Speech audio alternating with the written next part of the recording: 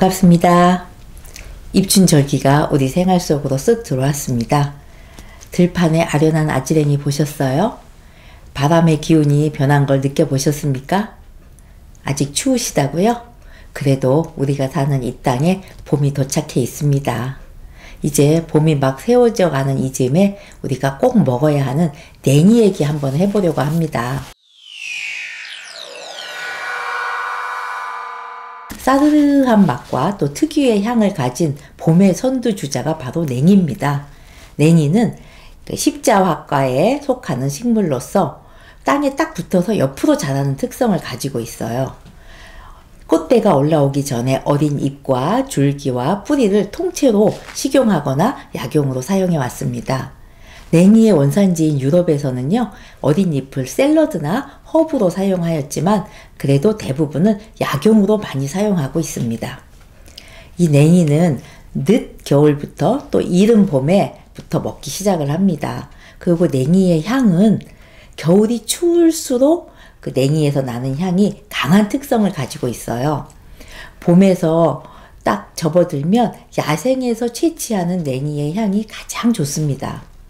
냉이는 우리가 한글을 사용하는 초기에는 나이, 낭이 이렇게 불렀고요. 또 냉이에 대한 사투리도 여러 가지가 있는 게 나생이, 나순개 이런 사투리가 있고요. 한자어로는 제체라고 합니다.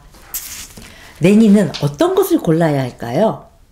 먼저 냉이는 잎과 줄기 이런 것들이 이렇게 부드러운 어린 것들이 맛이 있습니다. 냉이 특유의 향을 내는 뿌리는 너무 단단하지 않고 또 잔털이 적은 것이 좋습니다. 또 신선한 냉이의 뿌리는 우리가 길게 이렇게 뻗어 있고 좀 흰색을 띠면서 너무 단단하지 않고 이렇게 잘랐을 때 수분감을 느끼게 하는 것이 좋은 냉이입니다. 그런데 뿌리가 왜 누르스름하면 채취한 지 오래된 것이고 또 수분감이 적어져서 고르지 않는 것이 좋습니다. 잎은요, 진하고 선명한 녹색을 띠면 가장 좋고요. 시드른 것이 없고 찢어지지 않고 모양이 바른 것이 좋습니다. 그리고 뭐니 해도 냉이는 특유한 향이 진한 것이 가장 좋습니다. 이렇게 냉이를 구매하셨으면 그 다음엔 손질을 해야 되겠죠. 요즘은 큰 마트에서 손질해서 많이 판매하기도 하지만 저는 여러분 캐온 것을 사셔서 집에서 냉이를 만지면서 손질하면서 냉이와 이렇게 대화도 하고 만지는 그런 소통의 시간이 좀 있었으면 좋겠어요. 그래서 오늘 손질하는 법 말씀드릴게요. 근데 누가 그러시더라고요. 냉이 손질하다가 집어 던질 뻔 했다고요. 여러분 공감하시죠?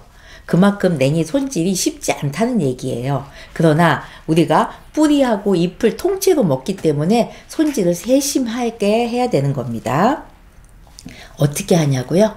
일단 흐르는 물에 그 흙을 씻어냅니다. 어느 정도 흙이 다 씻어내지면 그 칼로 그 잔 가지들을 이렇게 뿌리들을 긁어내고요. 특히 뿌리하고 잎 사이에 그 거뭇거뭇한 부분을 잘 긁어내셔야 돼요.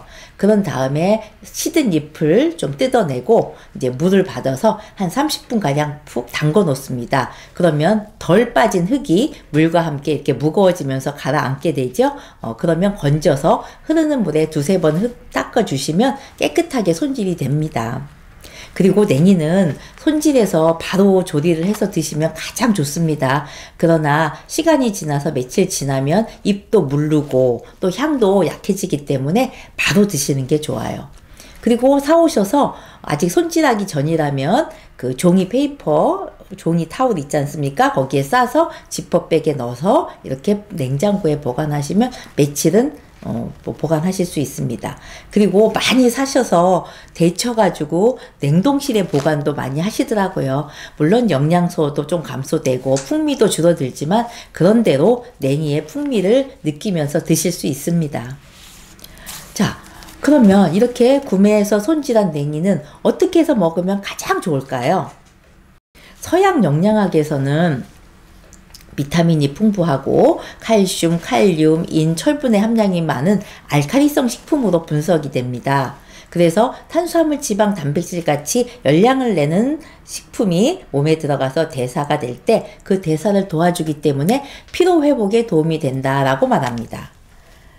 한편 동양의 약선 식료학에서는 냉이는 기운이 따뜻하고 맛이 달고 간, 비장, 신장에 가서 작용을 합니다. 그래서 특히 이 간 기운을 잘 조절해줘서 눈을 밝게 해주고 또 간 기운을 잘 소통시켜서 간 기능이 저하됐을 때 매우 효과적입니다.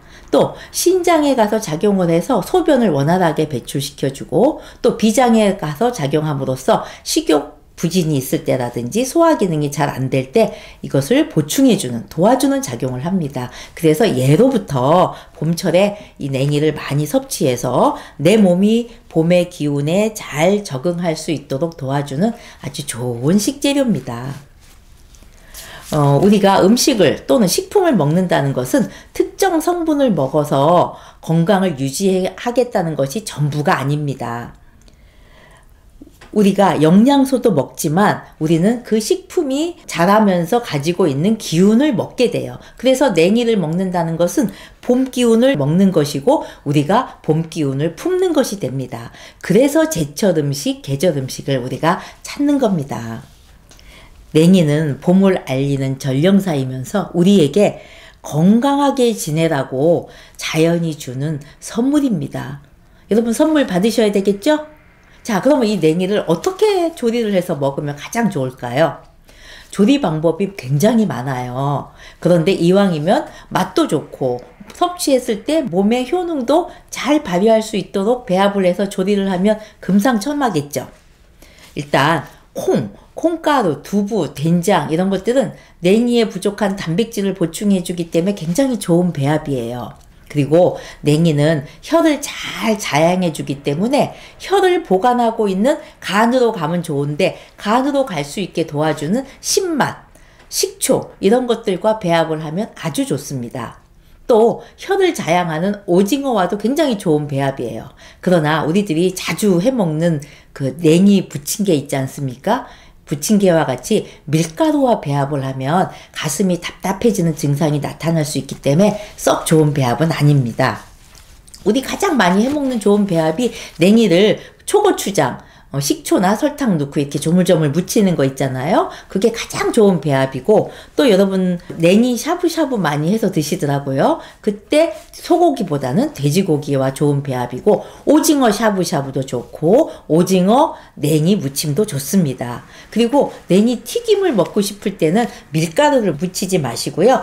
찹쌀을 질게 반죽해서 담궜다가 빼서 기름에 잠깐만 넣었다 튀겨내면 정말 맛있는 냉이 튀김이 됩니다. 그리고 제가 개발한 냉이 편육 음식 하나 소개해 드릴게요. 이거는 고기의 깊은 맛하고 냉이와 야채의 그 새콤한 맛이 어우러져서 굉장히 신선감이 느껴지고 또 봄 기운이 강할 때 간의 기운을 잘 조절해 가지고 여러분의 피곤을 좀 예방해 주고 춘곤증을 예방해 주는 그런 음식이에요. 요 레시피와 만드는 방법은 커뮤니티에 올려놨으니까 관심 있으신 분은 한번 방문해 주십시오. 조선 초기 시가집에는 냉이를 찬미한 시가 있습니다. 아주 짧은데 한번 들어보세요. 먹을 고기라고는 원래 없지만 봄 부뚜막의 냉이가 향기롭네. 국에 타서 끓이면 아주 맛나고 밥이 더 먹혀 속도 든든하구려. 보드랍기는 어찌 꼭 탈약뿐이랴. 달기는 엿보다 훨씬 다네. 손님이 오거든 자랑하고 싶어라. 이게 바로 제일 가는 고량진미라고. 여러분 우리 어려운 삶 속에서 조상님들은 냉이만으로도 이렇게 안빈 낙도를 즐기고 살았음을 느낄 수 있죠. 참 부럽기도 해요. 농서이면서 가정생활서인 살림경제라는 책이 있는데요. 이 책에 재밌는 얘기가 있어요. 매년 7가지 채소에 씨를 뿌려서 그 다음 이듬해에 어떤 채소가 가장 먼저 싹이 나느냐를 보고 흉년과 풍년을 점쳤다고 해요. 그래서 냉이가 제일 먼저 싹이 틀 때는 풍년을 예측했다고 합니다.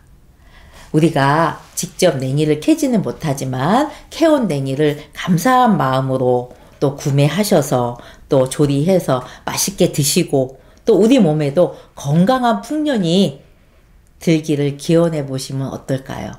그리고 냉이 꽃말이 봄색시 당신께 모든 것을 드립니다 랍니다. 우리도 봄이 익어가는 이 길목에서 냉이 음식 또 몇 번 드시고요. 주변 모든 사람에게 감사한 마음을 가지고 서로 나누면서 봄 기운을 흠뻑 품으시고 봄과 함께 건강하고 행복하시기를 바라겠습니다. 여러분 감사합니다.